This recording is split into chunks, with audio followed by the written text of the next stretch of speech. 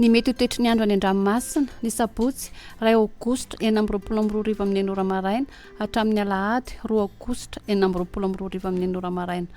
Tombanana hery ny ranomasina any amorontsiraka voany andrefana atsimo andrefana nosy noho ny alondrano avy atsimo. Vinavinaina ny didina 2.5 metatra ny avon'ny onja hahatratra 3 hatramin'ny 3.5 metatra ho an'ny morontsiraka atsimo andrefana. Rapito sabotsy 2 aogositra 2024 hatramin'ny alahady 2 aogositra 2024 maraina. Mahazo fampitandremana amin'ny loko mavo izany ny any mainty rano hatrany amin'ny tanjona vohimena. Entanina araka izany rehetra mba naraka ny toromarika atolotry ny tompona andraikitra eny ifotony. Ho an'ny morontsiraka atsinanana tanjony bombaomby hatrany amin'ny tanjona angotsy. Anorona malefaka indraindray any amin'ny faran'ny fehim-potoana.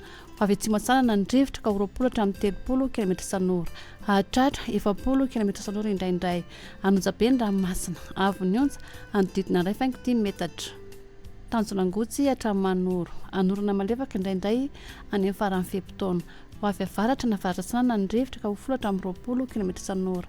Hahatratra 30 km isan'ora adiny mpanonja anonjabe ny ranomasina avon'ny onja hatramin'ny 2.5 metatra. Mahanoratra ny tolanaro homaina amin'ny ankapobeny. Ho avy avaratra ny rivotra ka 20 hatramin'ny 30 km isan'ora. Hahatratra 40 km isan'ora indraindray. Anonjabe ny ranomasina avon'ny onja 2.5 hatramin'ny 2 metatra. Tolanaro hatrany amin'ny tanjona vohimena. Anorana tandrifin-drahona any amin'ny tapany atsinanana ny alina. Ho avy andrefana na avaratra andrefana ny rivotra ka 30 hatramin'ny 40 km isan'ora. Tombanana hena 10 hatramin'ny 20 km isan'ora kosa any amin'ny faran'ny fehim-potoana.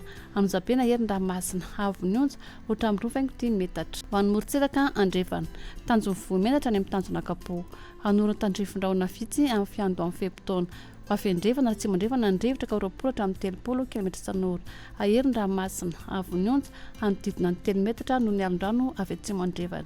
Hahatratra 3.5 metatra indraindray. Tanjona kapoha hatrany amin'ny tanjona filanandro. Andraona amin'ny sitokotoko. Ho avy atsimo ny rivotra amin'ny ankapobeny ka 20 hatramin'ny 30 km isan'ora. Hahatratra 40 km isan'ora indraindray any avaratry mainty rano.